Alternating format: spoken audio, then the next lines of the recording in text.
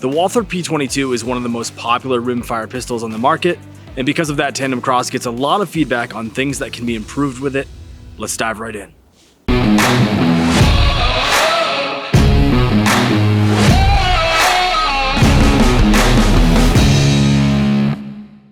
Hi everyone, welcome to another TANDEMKROSS video. I'm Luke, and today I want to talk about some internals for the Walther P22 or P22Q models. When it comes to reliability, one thing that is incredibly important is that your pew-pew actually goes bang, and then also has the ability to go bang again.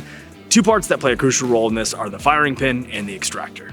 Today I want to briefly go over the upgraded Firestarter firing pin and Eagle's Talon extractor for the P22 and chat about how they can improve your pistol's reliability tremendously.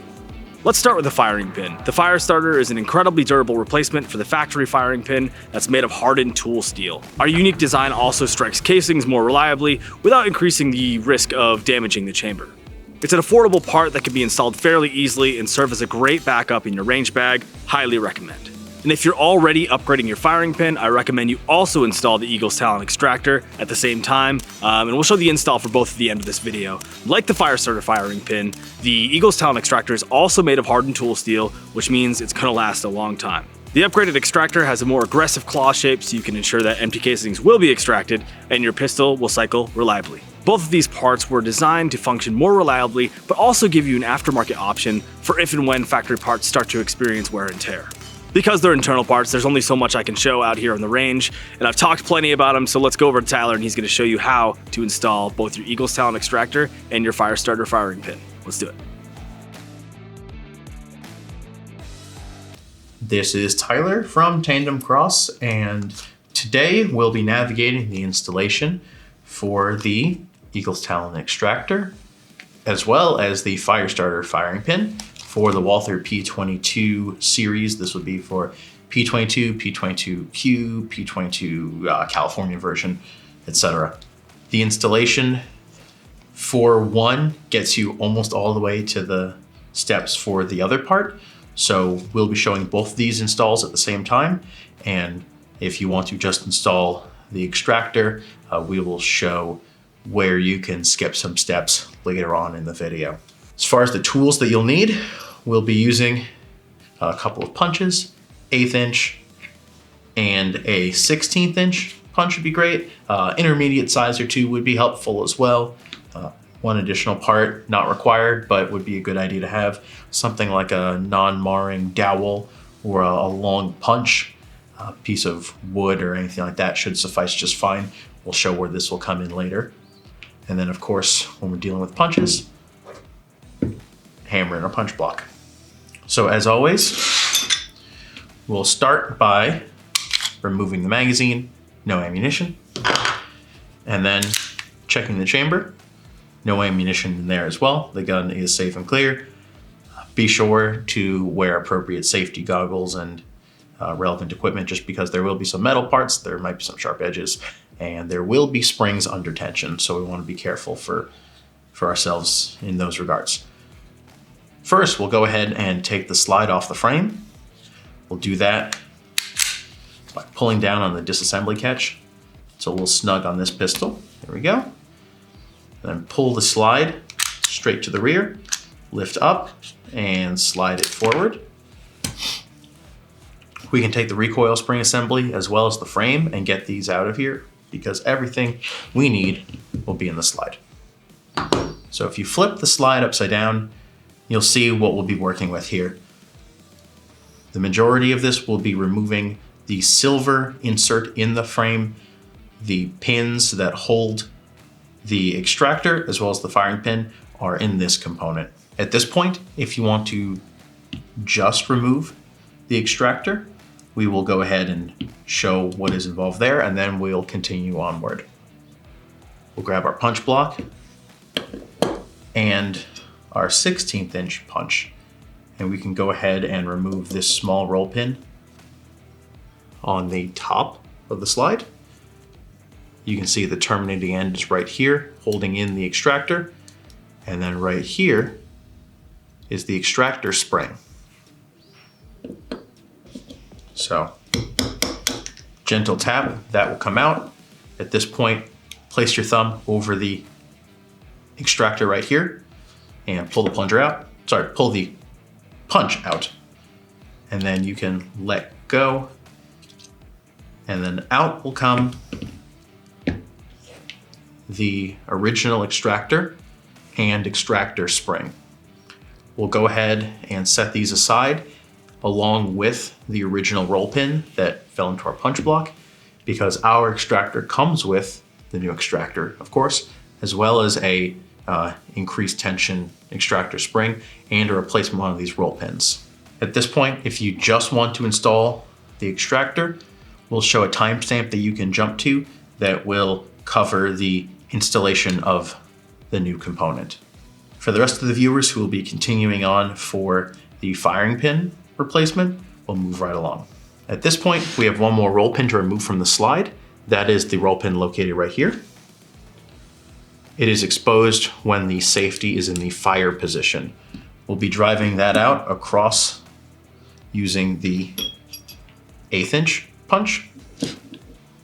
And again, a little bit of a hammer.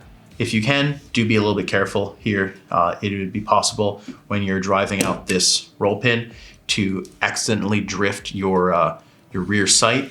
So if at all possible, rest your slide in your punch block or roll of tape such that the rear sight is not resting on any hard surfaces, so you don't end up changing your zero by accident.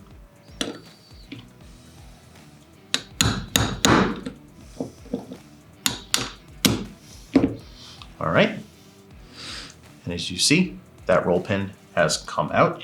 We'll be saving that to reuse momentarily, and we can pull out punch. At this point, you'll see that hopefully there'll be a little bit of wiggle here. If not, you can give it a little bit of a push if needed, but you will need to put the safety back on safe, and then that will permit you to scooch this block forward. Be careful when doing so. There will be a couple of springs here and a couple of loose components. So once it comes free, just lift it straight up and out of the slide. Make sure that all the elements come out with you and you don't end up dumping any little bits, such as that spring, which ended up in our slide. So now you can take your shell of a slide and put that aside here.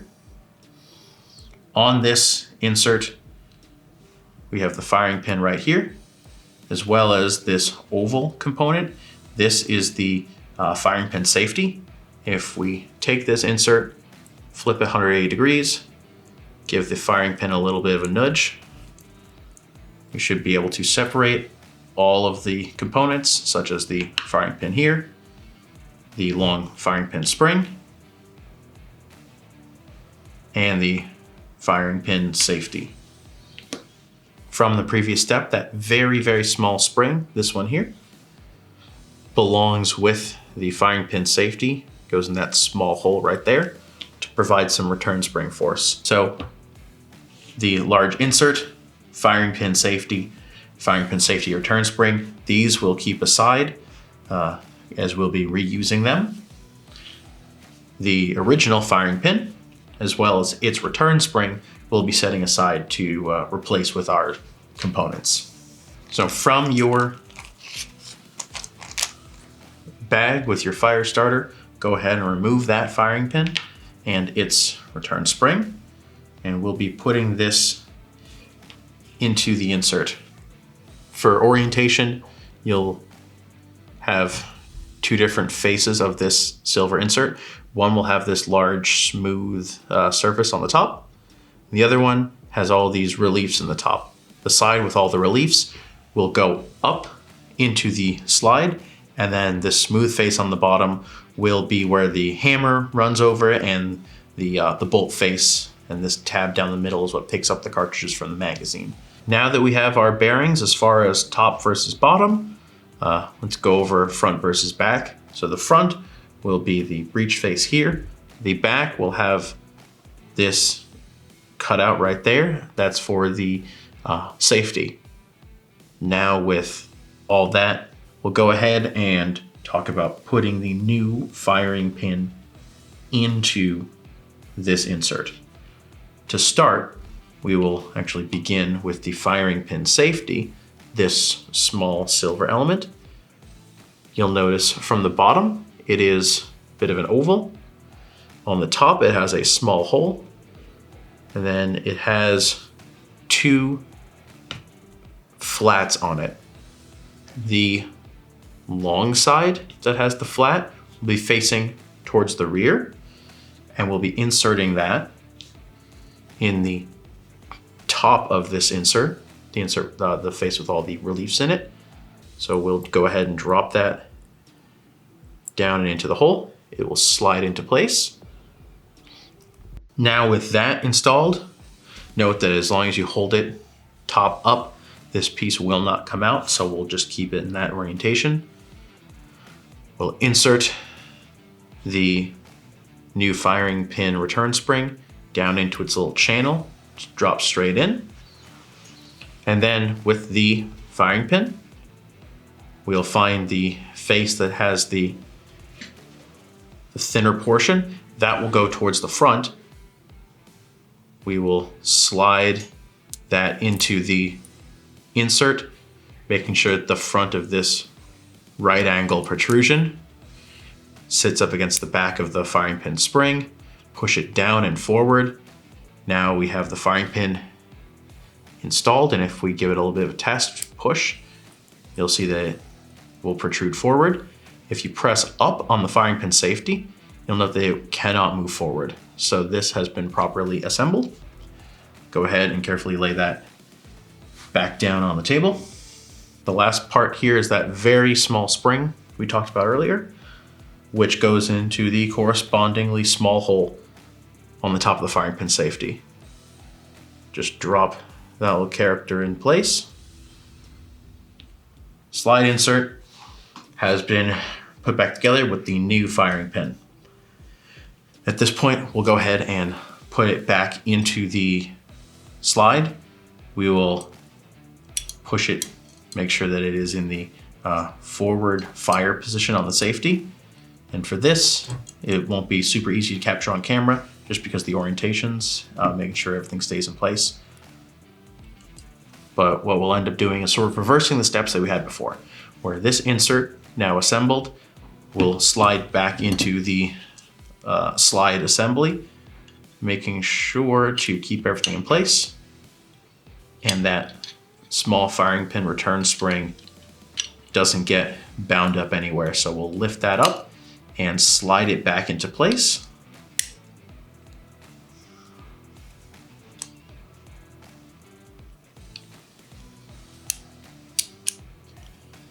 There we go. And now we can push it back to fire, hold it all in place. At this point, you may find that there's some resistance to get everything to slide back in. And that's where this little dowel or anything like that can be used. You can either drop that down through the hole in the front where the barrel goes, or in at an angle, and then use a hammer or something similar to tap this block back into place. At this point, we can just hold our thumb on the frame insert. Let's not let that slide out. And then we'll expose the hole for the large roll pin that we took out earlier. And then we will push that in, give that a little bit of a finish. Flush on both sides, not binding on the safety. The insert with the new firing pin has been reinstalled. And now at this point, the extractor only viewers can jump back in with the installation of the extractor. As mentioned previously, our extractor comes with a new return spring and a new pin. So we'll go ahead and show the extractor. The hook end goes forward towards the muzzle, like so, into here. And then this hole right there is what will hold the new return spring. So we'll go ahead, drop the return spring in place. The tail on the extractor will lay over that.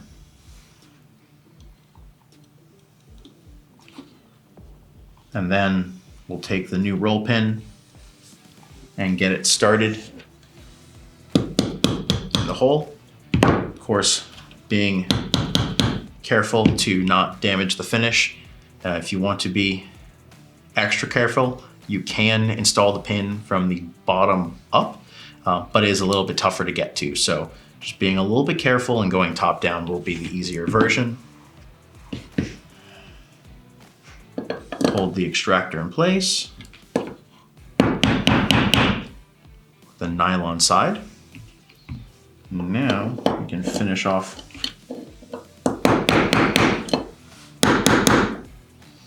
All right, there we go. And I've carefully tapped that in. And then if you push on the back of the extractor here, you'll see you have a small amount of movement. And that hook is laying over the breech face. And there we have it. Firing pin is in, extractor is in. At this point, you can go ahead with the quick reassembly of the pistol, which we'll show right here. Take your frame and your recoil spring. Recoil spring goes into the hole beneath the barrel. And now we'll align the nose of the slide so that the bottom hole is over the recoil spring, top hole over the barrel. Making sure the disassembly catch is all the way down. Pull the slide back, push it down, ride it forward, lock it up. At this point, you can also check to make sure the extractor is properly functioning with some snap caps in the magazine. But as we showed, it was not binding. It was able to freely move with a stern push on that rear surface. And congratulations, everyone. You've installed the extractor and the firing pin for your P22 series pistol. All right, back to Luke. Thank you as usual for watching our video. Make sure you like and subscribe. It means a lot. The two-way space is really difficult to navigate here on YouTube. So yeah, we appreciate the love and we'll see you in the next video. Thanks so much. Make sure to like, subscribe, and share this video on whatever social media platform you use. I'm Luke with TANDEMKROSS, and we're here to make your good guns great. Keep up with us on social media for daily updates. I'll see you next time.